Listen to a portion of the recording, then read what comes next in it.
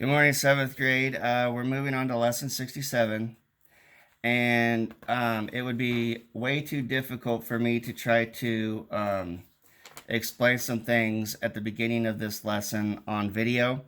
So, uh, what I would like you to do is you can always go to Google and type on Google Images and type in geometric solids to kind of review and learn a little bit about all the different types of geometric solids.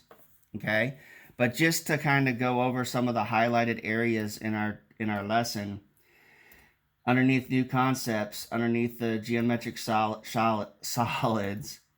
they are shapes that take up space. Below we show a few geometric solids. You have a sphere, cylinder, cone, cube, triangular, prism, and pyramid. Notice that the cube, triangular, prism, and a pyramid are polyhedrons.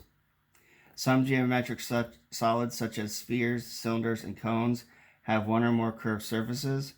If a solid has only flat surfaces, they are polygons. The solid is called a polyhedron.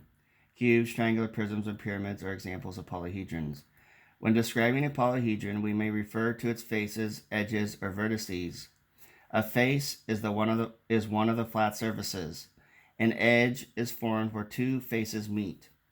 A vertex, or vertices, is formed where three or more edges meet. Okay, if you look on page 473, you have a prism there at the top of the page. A prism is a special kind of polyhedron. A prism has a polygon of a constant size running through. The prism that appears at opposite faces of the prism and determines the name of the prism. For example, the opposite faces of this prism are congruent triangles. Thus, this prism is called a triangular prism. Okay, if you notice on that one there, the bases are triangles, so that is a triangular prism. Okay, you also have a rectangular prism. If the bases are rectangles, or they're two congruent rectangles. Okay, and then also a cube is just what it is, a cube. It has 6 congruent faces. So we're skipping the first few examples, and I want to go over to the top of page 475. And if we have to find like the area or the surface area of a prism, okay, where we can break it apart. Okay, and you have here, okay, this is a side, this is the front, this is the top, bottom. Keep in mind, all these are congruent here, but my drawings are not very good. This is another side, and then this is the back.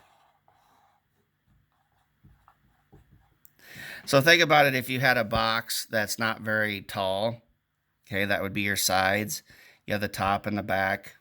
You unfold it, okay, and it kind of looks like a cross. Okay, this will help you could find the area of each rectangle and add those areas, and then you could calculate the surface area of a cereal box. This example here is a cereal box. Okay, so in example 6, if each edge of the cube is 5 centimeters, what is the surface area? The combined area of all the faces of the cubes. Okay, so remember, to find the area, we go base times height. And it's a cube, so all faces are congruent. They're all the same size, everything. So if you have a cube that has 6, well, all cubes have 6 surfaces, or 6 faces.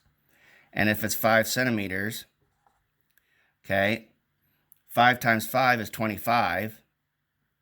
And it has 6 surfaces, or 6 faces, times 25, which is the area of one of them, then the surface area of that cube would be 150 centimeters squared. Okay, because the cube has 6 faces. Okay, But once again, I encourage you to go onto Google and search geometric figures. Okay. And once you have searched geometric solids, not figures, geometric solids. Once you search them, then you can go over example 1 through 4.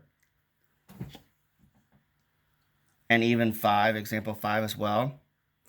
And remember, you can unfold prisms so that you can find the surface area of something if they give you, your measurements that you need to find the surface area. Okay?